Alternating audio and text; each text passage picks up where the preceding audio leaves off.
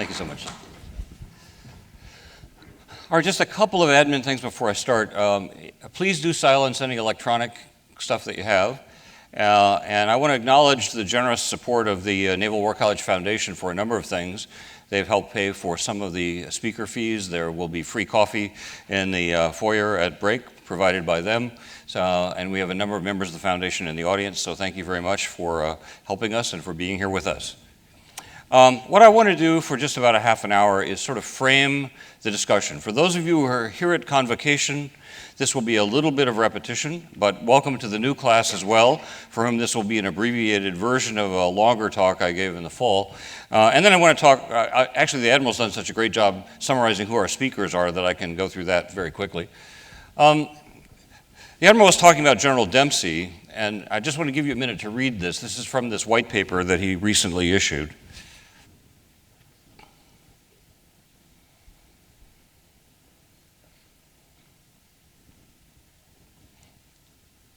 The major theme of this conference will be civil-military relations, and that's for a couple of reasons. Reason number one is the experience the Admiral had this summer, and coming back from being with Dick Cohn and Peter Feaver and a bunch of other people down in North Carolina, and really getting energized about the subject.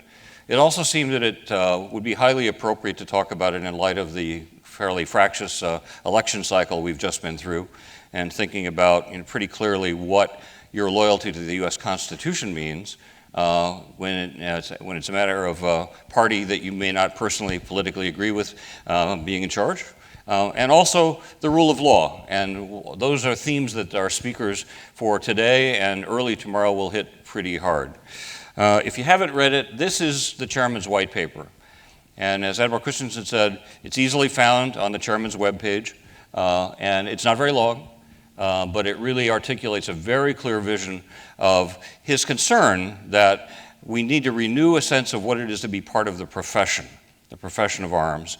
And that's really been a major theme. And both he and his predecessor, Admiral Mullen, talked a lot about the fact that, especially after 10 years of fairly difficult war that we've been through, it shouldn't be taken for granted that the respect and trust that the American people have toward you will be kept in place. One thing I like to remind people about is I went to college in 1969, so I'm a pretty old guy. And if you know your ancient history, you know what my freshman year in college was like. We invaded Cambodia, students were killed at Kent State, the National Guard was bivouacked on our quad most of the spring semester, and I could sit in my dorm room and watch Campus Town burn most nights. It was not safe to walk across our campus in an ROTC uniform. So if you don't think that it's possible to massively lose the trust of the society you serve, I'm here to tell you it can happen. It can happen faster than you'd think. And when it happens, it's pretty ugly. So it's something we need to think a lot about. So these are a few reminders from the Convocation talk. Forgive me, those of you who were there. I want to try to articulate for you a concept of professional ethics. Now, the Admiral did a very nice job of saying we talk about ethics in a number of ways which get us confused. At one level, there's a tendency in the military to think that ethics equals law, because you get an annual ethics brief from the JAG, and so there is a tendency to identify legal compliance with ethical compliance. Now, of course, legal compliance is important, but it's also pretty low-level stuff, right? There's also personal ethics, your own sense of right and wrong, your own sense of appropriateness, and so forth. But there really is a difference between those two things and your obligations as a member of a profession. And I just want to kind of remind you, for those of you who are at Convocation, and introduce the concept for the new students of what that would be. So one thing that's true of all professions is the society lets them be professions only insofar as they trust them. One of the things that distinguishes professions from other jobs are a bunch of dimensions we're about to look at. But one of the big ones is autonomy. When the society trusts a profession, they largely let the profession run itself, discipline its own, and maintain its own integrity, set its own standards. When that trust begins to slip, what society gave, society can take away. Think what happened to accountants after Enron, for example. as a perfect example. When you used to be able to do a hand wave and say, trust us, we're accountants, we have agreed upon standards, well, we don't trust you anymore, and we're taking away your marbles. Or think about a little more ancient history, what happened to naval aviation after tailhook. When the Senate reached directly into the promotion system in the Navy and said, we're not going to promote officers who are even in the building. We want that fixed. So what makes professions unique? They provide a specific service to the society they serve. Historically, in the early modern period in the West, there were only three of these things: clergy, medicine, and law. And if you think about what those three have in common that distinguishes them from other things people do for money, and by the way, this is one of the confusions in the way we use the word profession in modern English, because we use the word professional to mean anything anybody does for money. But there's an older, deeper sociological sense of what a profession is, and that's what I want to talk about here. So clergy, medicine, and law, they provide a specific service, and in fact, in terms of the values of the society at the time I'm talking about, the three most important services. Think about it: justice, health, salvation. The three most important services in terms of the values of that society. They possess a highly developed body of knowledge. And it's expressed in a technical jargon, partly to confuse lay people, but partly because they make distinctions that are much finer than lay people need to make or can make. So as you advance in rank in the military, you're acquiring a body of professional expertise. When we talk about professional military judgment, we just don't mean the personal opinion of a person in uniform. We mean the opinion that's grounded in a body of specific expertise that you have acquired, right? And one of the ways you can see the difference between personal ethics and professional ethics is when I ask you, captain, colonel, what is your professional military opinion about this? You should be able in your own head to distinguish my personal opinion about this from one that's grounded in professional expertise. And I should be able to know which of these things I'm talking about. And I trust you, if I'm your civilian leader, only to the extent that I believe that what you're giving me is genuinely professional advice and not just personal opinion dressed up in a uniform. You make discretionary judgments about how to apply this body of knowledge that you have. Example I like to give sometimes, the clerk at the DMV has a body of knowledge I don't have. Right? They know what forms I need to fill out, where the signatures need to go, what kind of stamps need to be on the form. But it's repetitive, and I can train people to do it pretty easily. They don't have a lot of discretion about how they do it. But when you talk to a professional, the first thing they're doing is exercising discretionary judgment. When you go to a doc and you say, "Hurts here, doc," right? What the doctor is doing in his or her head is a very complicated thing called differential diagnosis. And there's really no formula for how to do this. And some people within the profession are better at it than other people. Right? That's why we like watching Dr. House, because he's really good at it. He can be as obnoxious as you like, but we know that his diagnostic procedures are slightly unorthodox, but likely to get the right diagnosis. So they apply this knowledge in the service of their client. Right? So in the case of you folks, the client is the nations that you represent. And so you expect you to be engaged in service to them, not to you. So when I go ask my attorney, for example, can I do X? What he or she's going to say is, you could do X, Y, or Z. I would recommend X for the following reasons. But you could do Y, and here's the downside of Y if you decided to go that way. Professions, when they are trusted, possess a very high degree of autonomy. Who gets to decide who's a lawyer? Lawyers, right? They administer a bar exam. Who gets to kick people out of the legal profession? Lawyers, right? Different states have different mechanisms for it. Who gets to decide who's a board-certified cardiologist? Cardiologists, right? Who gets to decide who gets promoted in the military? You people, as long as the society trusts you, right?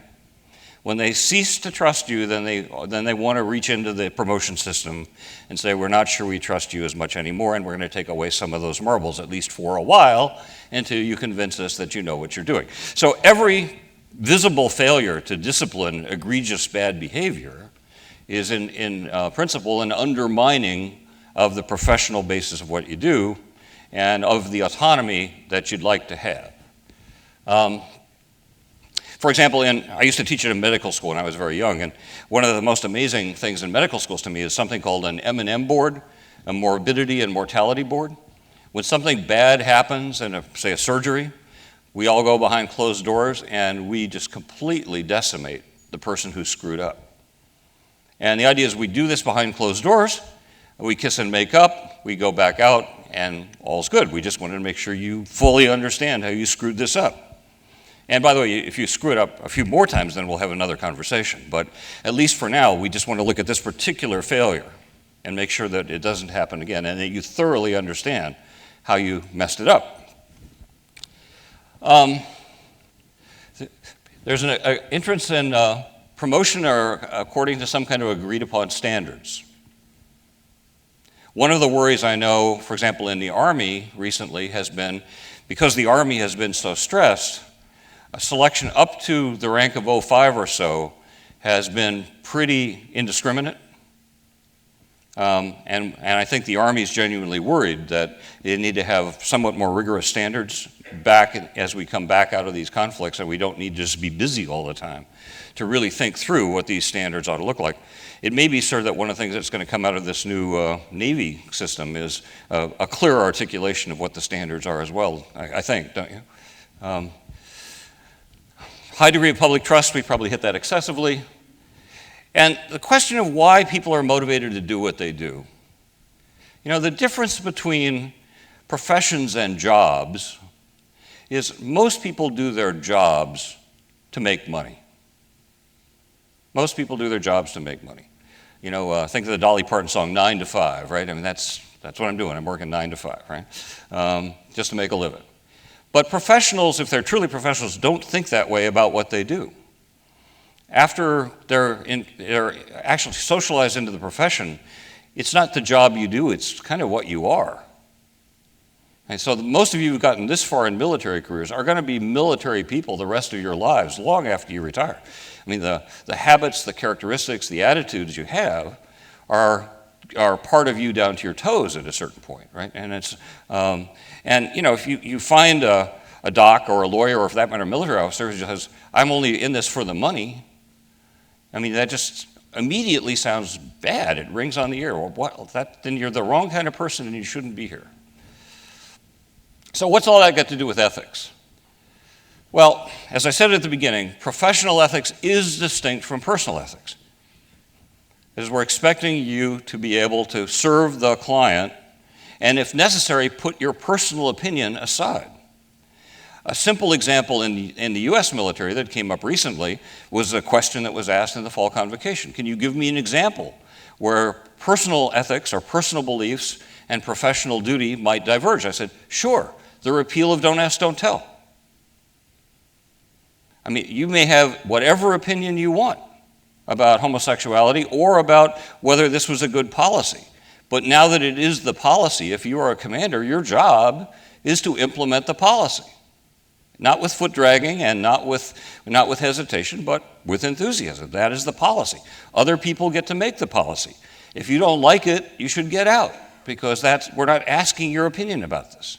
We're telling you what it is. Hit that long enough? Another interesting dimension that makes ethics much broader than you initially think. You're obligated to be as prepared as possible to meet the foreseeable needs of your client. So here's a simple example. I've used it before for those of you who are in the fall. If you had a surgeon who said, I do this surgery the way they taught me to do it in med school in 1985. I haven't gone to a professional meeting or read a journal since. If it was good enough then, it's good enough now. You would say of that person that they are professionally unethical, because there is an intellectual component to being a professional. To say, I didn't know it, or I hadn't learned that, is not really sufficient to let you off the hook if you screw it up. The question is, should you have known it? Had you been diligent, would you have known it?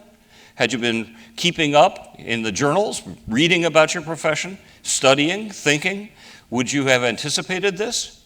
And merely the fact that you didn't really isn't good enough, right? There's a professional obligation to intellectual growth and development. So one way to frame what you're doing here is this is part of your professional ethical development, not just ethics conferences, but learning about international policy, learning about joint military operations, learning about everything in the curriculum is part of your ability to exercise your professional skills to the highest possible degree. So in some sense, it's all ethics. So there's this intellectual component. We've already talked about the self-policing component, that is, we expect you to really maintain the standards. One really interesting case that's working its way through right now is General Ward from AFRICOM. Dick and I were talking about this. I read the IG report on General Ward. Extreme abuse of money in AFRICOM. It appears that the Army is not going to do anything serious by way of disciplining him. It appears right now, unless there's something happened recently. Now, I don't mean to get into the particular case, but if the conduct is as egregious as the IG report suggested is, and literally nothing happens to this guy, then what does that say about the relationship of trust between the American people and whether you guys really take care of policing your own? There's also, you've noticed there's an Army, I think it's 1-star, who's now being court-martialed for sexual abuse of a number of women in his command. Now, that's a pretty rare thing, but that's an actual, no-kidding, court-martial that's in progress right now.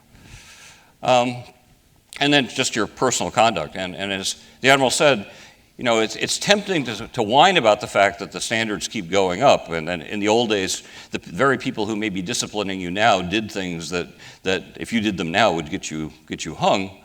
But deal with it. I mean, that's the fact. That you're not going to put that genie back in the bottle. In the age of social media, Twitter, Facebook, cameras everywhere, that genie's not going back in the bottle. And so that's one of the reasons that we asked Admiral Smith to talk about that, because he's a real expert on this. Okay, so again, Admiral Christensen did a good job summarizing, so let me just say, the major emphasis of this is on civil-military relations, all of today, and the first part of tomorrow with Dr. Brooks. How do we understand proper subordination of military people to civilian authority? Difficult question. And specifically, to put a political spin on it, to civilian authority that you might not have voted for or perhaps even politically dislike. You may have to think about that pretty deeply. What is the role of professional military advice? I was arguing that you have professional expertise. You have expertise the civilians almost never have. So when they ask for your professional advice on military matters, who's the expert in the room? You are, or at least you should be. On the other hand, in the end, you don't have the decision authority. So this obviously sets up a tension, inevitable tension, between true expertise and constitutional authority. There are many, many situations where that gets really complicated. One example that we all saw not too long ago was the 6 recently retired, admittedly, flag officers who called for the resignation of the Secretary of Defense. With no coordination among themselves, just all felt that Secretary Rumsfeld was doing such a poor job and being so abusive to senior military leadership that they felt it was their obligation to say he should go. Now, admittedly, they were retired. That's an interesting question. What is the status of retired officers? Because they still have their commission. They're still legally under the UCMJ. They didn't resign. They're still receiving benefits from the government in their retirement. One person at West Point wrote an article arguing that these guys should be called back to active duty for the purposes of court-martialing them. Didn't happen, but it's an interesting thing to think about. How do you square your own personal convictions, whether they're political, religious, moral, with your obligation to serve the Constitution, which means in practice, if the policy has been constitutionally determined to be what it is, that your job is unambiguously to implement the policy. I mean, there's really just no white and there's no gray area in there, except the fact that possibly your personal convictions are so strong that you don't feel you can do it, which is reasonable, and then you have to take appropriate action. But nobody's going to tell you you should always absolutely smart and execute anything. That would be an argument for mindless obedience. But if you cannot, in your own moral convictions, square your constitutional duty with your personal convictions, then probably this is the wrong set of clothes for you to be in. The Admiral hit this heavily. In many ways, the most important thing that's going to happen are the seminars this afternoon. Because everything we know about adult education suggests that most real learning happens when you get to talk over difficult things carefully with your peers. So I realize it's going to be an afternoon on a dreary day, but please don't blow off this opportunity. Your seminar leaders are well prepared. They come from all over the college, and please take this opportunity to talk both about what you've already heard, and if you run out of gas on that, look ahead to the questions that come up for tomorrow. We could begin to think about social media. You could begin to think about realism, so-called, in international affairs. So this is your chance to do all that. One thing that Admiral Christensen likes to say, didn't say today, but often says, is the farther up you go, the more gray it gets. So, if you haven't started to think deeply about gray, now's a pretty good time to start. Okay, I hit this hard enough, but you might really think about how the American people gain and lose trust and confidence in you. And for those of you from other nations, the same thing. How do you gain the respect and trust of your fellow citizens? If you haven't heard Admiral Barrera's talk about how Colombia turned around its situation with the FARC terrorists, next time he gives the talk, make sure you hear it, because they quickly figured out that what the Colombian military was doing was completely off target. I like your metaphor. If you don't mind, I'll use it, sir. He said, we showed up for a football game with a soccer team, right? Same number of people, but different game. And it took us a while to figure out what game we were actually playing. The social media thing with Admiral Smith tomorrow, I'm not exactly sure what he's going to say, but this was a suggestion that came from students last year that they would really like to talk about this. And frankly, I hadn't thought about it, so kind of blinding flash of the obvious. This is really good. This is getting to be very important, and it should be a very good time. And he seems like the perfect person to do it.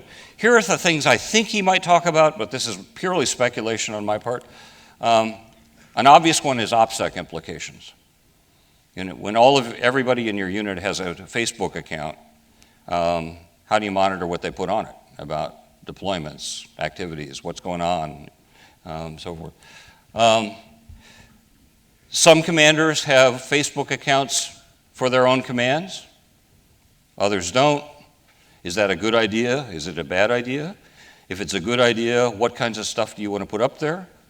How much do you want personal information to be trickled down to your subordinates? Do you want everybody to be your Facebook friend?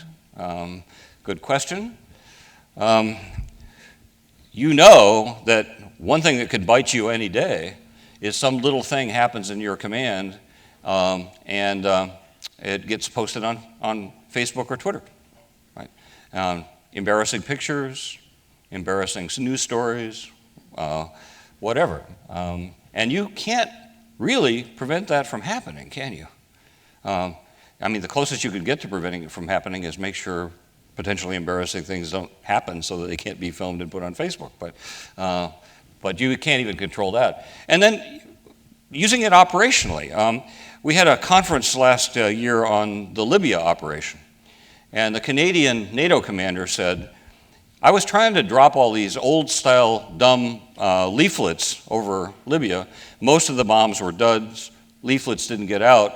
And then it dawned on me, why don't I just send text messages to as many phone numbers as I can find in Libya? Why don't I just do that as an operational question? So in terms of strategic communication in theater, these are potentials that we've probably only just begun to think about, but they may become very important.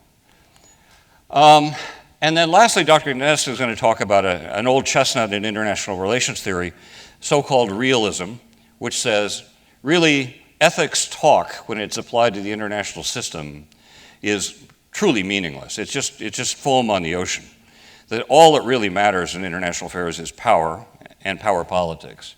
It's most commonly illustrated with a kind of ripping the Melian dialogue in Thucydides totally out of context and just reading that. But you remember in that, the Athenian generals at this island of Melos say, here's the deal. The strong do what they want and the weak suffer what they have to. We're done now, right? You should just try to get the best deal you can get. And I'm going to define justice in international affairs as they say, when the strong don't do everything they could.